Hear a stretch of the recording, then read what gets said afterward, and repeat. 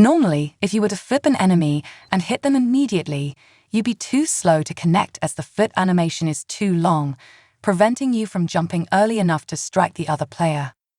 However, by cancelling that animation with a block, the time your input locked is reduced enough so that when you jump, your slash brings the enemy down instantly. This is known as an insta fall. The move is simple. You flip, shorten that animation with a block, then jump and slash.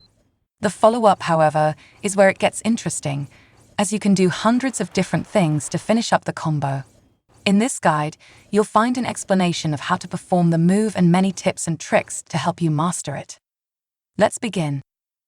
While the difference between blocking and not blocking might seem small, it's the only thing that allows the combo to be possible. These milliseconds of head start mean you can reach the zenith of your jump just as the window for performing the move is closing.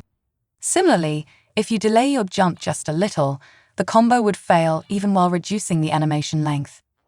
Ping makes this even more complicated since, while you must perform all the correct inputs in the same order and timing, there is a visual delay that, while mechanically irrelevant, throws all sense of reaction out the window. False positives are plenty when playing with a latency of 100 or more.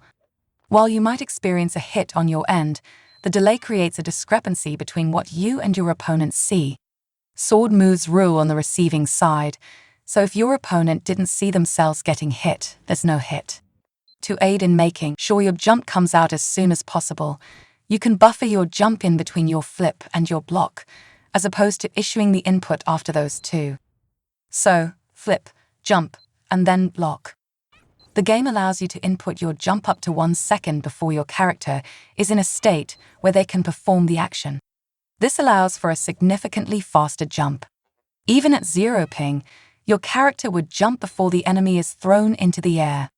Yet, since the block animation is finished during the jump, your ability to slash is delayed, barring you from using follow-ups that require every bit of airtime possible, such as TBF or DHS.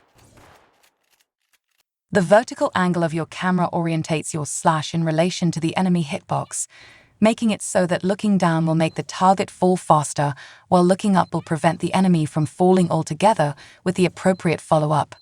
That being said, a quicker fall doesn't necessarily mean that the opposing player will have more difficulty preventing the combo. The recovery window is ample enough that most good players will react in time to avoid a worst-case scenario. Aiming up, however, does mean that the enemy will remain in the air for longer, allowing for an easier time setting up a good follow-up. Now, follow-ups can be whatever you want, and it's hard to measure effectiveness when all options lead to an instant kill, hence the name of the move. But the most effective options are the ones that either kill your enemy in the least amount of time or are easy enough to execute that there's very little chance you'll miss.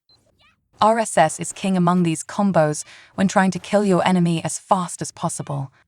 It can be chained into your initial slash, allowing you to shoot the enemy at their most vulnerable and facilitating a second shot while the enemy remains airborne, even if they recovered in time not to fall to the ground. When the speed at which your enemy is dispatched isn't a concern, DBF is usually the go-to. The rhythm at which you slash your enemy while performing this follow-up means that, as long as you don't miss your timing window, your enemy will remain in the air indefinitely, health notwithstanding. All you have to do is perform the move and lightly tap your forward key as you descend from your jump. That way, as your enemy moves further away from the initial launching point, you'll be able to follow suit. Shots can also affect the enemy's trajectory, but shotgun pallets lack the necessary speed and finesse to be solely utilized for a successful combo. Where shotguns lack, though, revolvers and rifles shine, allowing you to effectively combo your enemy by just holding a button. You can, however, mix slashes and shots together to create juggle combos that effectively utilize your shotguns.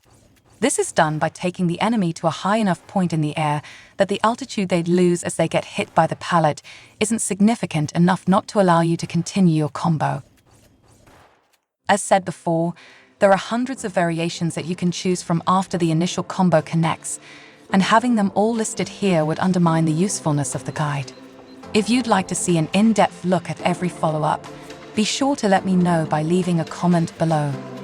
Don't forget to subscribe not to miss future guides, And be sure to leave a like if you enjoyed the content.